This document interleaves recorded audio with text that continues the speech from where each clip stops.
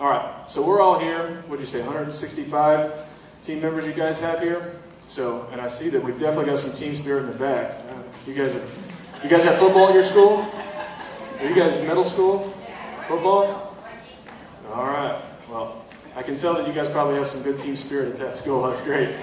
All right. Well, one of the things with being a member of a team and having team spirit is that we need good leaders. And leaders lead by example. So, my thing here is, how do you want your footprints in the sand to be remembered? Because the reality of it is you can go walk up and down the beach and you're going to leave footprints in the sand, and the waves are just going to come in and wash them away. We can all go to school each day, prepare meals, but those students are going to come and go. What's going to matter is the example that you leave behind.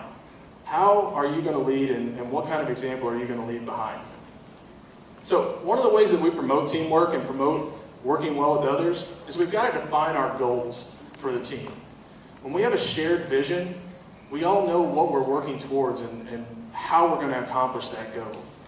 And the problem is if we don't communicate our vision and what it is we're working towards, there's a lot of confusion, and a lot of us are going to end up disappointed.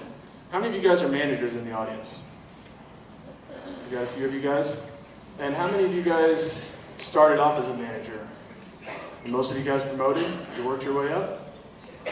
One of the reasons you probably worked your way up through that promotion is because of how you led and how you attacked your position when you weren't a manager. Because the reality of it is manager is just a title, and titles don't make leaders. Leaders are everyday people doing the things that they want to do. Now, titles may determine your role, and your role is very important. But leaders, you don't have to have a title to be a leader. So one of the things that I encourage you guys to do as team members is praise the good. If you guys have a defined goal and you guys know what you're working towards and you see one of your teammates doing that, let them know that you appreciate that. Positive feedback is very rewarding. And one of the things that you might see is that by giving someone a positive feedback, you may encourage another one of your team members to do the same thing. Hey Mary, thank you for cleaning up that dish. I was tied up over there and I just couldn't get over to it. That really helped me out.